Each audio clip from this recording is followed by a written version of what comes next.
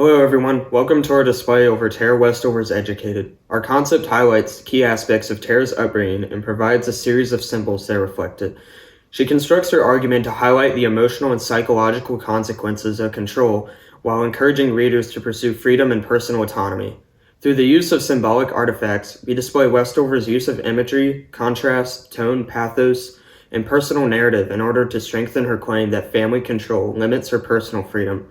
Furthermore, the artifacts demonstrate how control may limit one's personal identity and how the truth is suppressed as a result. Together, her strategies build credibility and support her intent to persuade the audience that breaking away from controlling authorities is a necessary step towards intellectual freedom.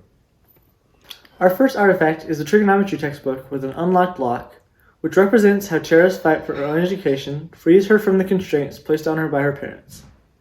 The textbook represents Tara's education, which is strongly juxtaposed with the primitive and traditionalist life she lives on her parents' farm for a large portion of her adolescence. This juxtaposition is highlighted in the way that Tara's parents dismiss any type of formal public education because it is the work of California liberal socialists.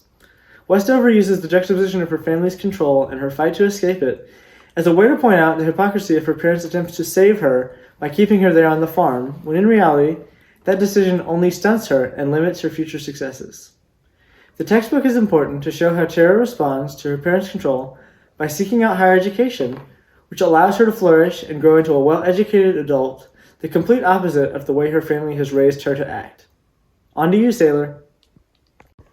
The second artifact is a head wrapped in a blindfold, symbolizing Tara's Westover's parents' willingness to be blind towards abuse. It represents her refusal to recognize that Tara has been emotionally and physically abused at the hands of Sean and that their values have damaged their family. It refers to moments where Sean would hit Westover and physically hurt her, but Westover's parents would simply ignore and deny the abuse, which suggests they are ignorant. Therefore, this artifact symbolizes Westover's appeal to pathos through narrative evidence. Instead of trying to accuse her parents, she recounts specific moments of abuse in a factual tone. This allows her to prove her rhetorical choice that her parents purposely allow the abuse to occur as it keeps Westover constrained under their control. Westover uses this strategy to reveal the psychological and emotional consequences of family control. The single rhetorical choice of pathos supports her broader purpose to demonstrate how blindly following parental figures can increase the likelihood of abuse. By exposing her parents' blindness, she challenges the view that the family control is not always positive and responds to a larger social norm that people have a right to seek independence from abuse. The blindfold symbolizes her response to this exigence. She writes to uncover uncomfortable truths of family control and encourages readers, especially those in an abusive environment, to question parental authority and recognize when loyalty to their families becomes harmful. The deliberate attempt at Westover's parents to refuse the abuse allows the audience to empathize with Westover's intentions of achieving personal autonomy as she grows into adulthood. As a result, her narrative evidence of Sean's abuse proves that individuals are capable of overcoming the false truths of their parents' beliefs by understanding that they are in an abusive situation in the first place and that they must break away in order to achieve true independence. Next, we have the plant handcuffs. They represent how Tara's mother's herbal remedies, marketed as forms of healing, were used to keep Tara constrained like handcuffs under her family's influence. This aligns with the family's belief that all injuries could be cured with the oils rather than seeking a medical institution. As Westover describes her mother insisting on the usage of herbal remedies to cure injuries, Tara's potential for growth is strained during her university years. The artifact symbolizes a deliberate tonal shift, showcasing as Tara grows, much like how a plant grows, the tone switches from a sense of hopeful growth and independence in her new college life to the feeling of confinement as her family uses the essential oils as leverage to guilt Westover into returning home. In essence, the herbal remedies symbolically force Tara to confront her past regarding the violence and abuse she suffered as a child. This tonal shift highlights both the physical and emotional control that her parents exert over her, which limits her from achieving her own personal freedom and growth. Therefore, the author makes this tonal shift with the plant handcuffs to support her line of reasoning that parental control can limit a child's hope towards independence, leading to a sense of entrapment and tension in the process.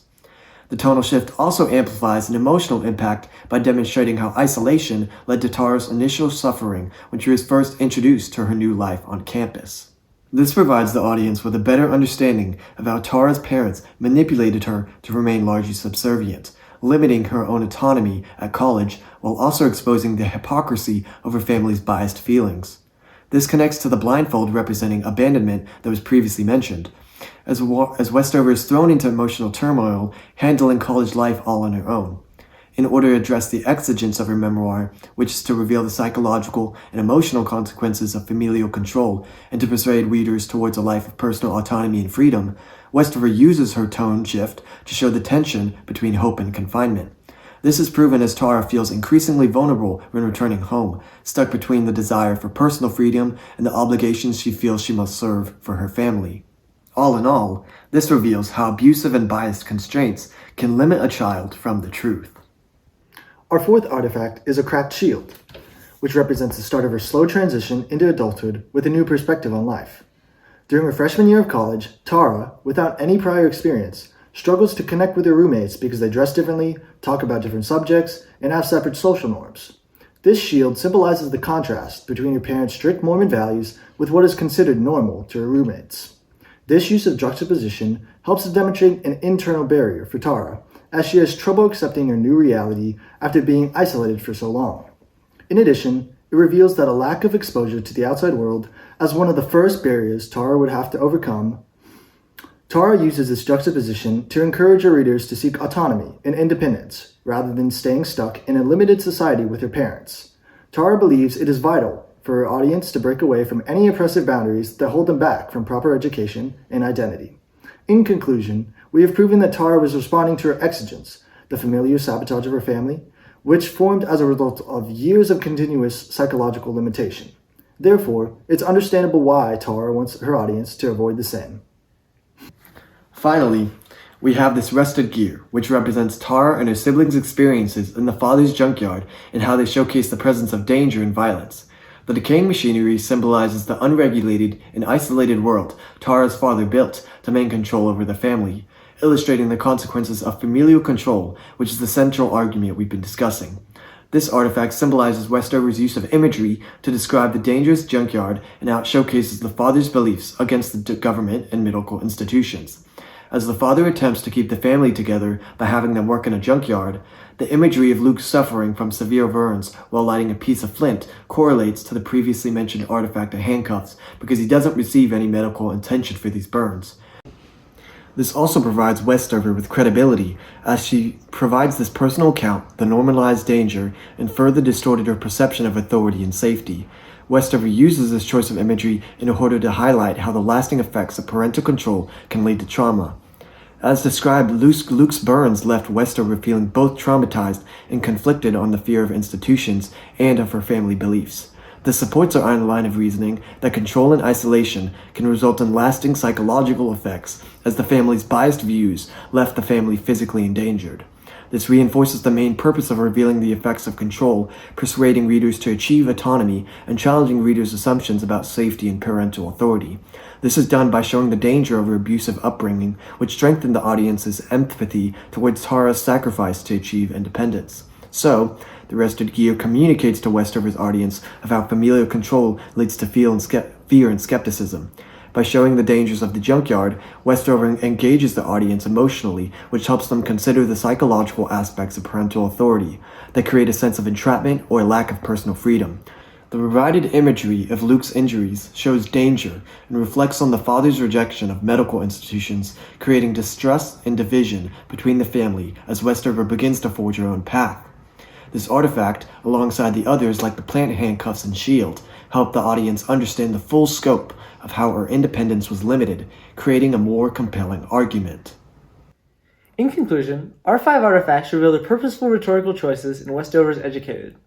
The artifacts symbolize important moments of turmoil in Westover's life where she was faced with emotional and psychological damages due to the control of her parents. Through the use of imagery, tone shifts, contrast, and personal narratives, Westover creates a compelling argument that encourages readers to not follow biased family beliefs or traditions that prevent them from understanding the truth. As a result of her personal account, Westover builds ethos by allowing readers to understand her growth from childhood into adulthood as she becomes progressively more adamant about escaping and achieving independence from the constraints of her parents. This in turn supports her argument towards achieving intellectual freedom that in order to achieve true personal freedom, one must escape from the control that aims to limit it. Thank you for listening. The end.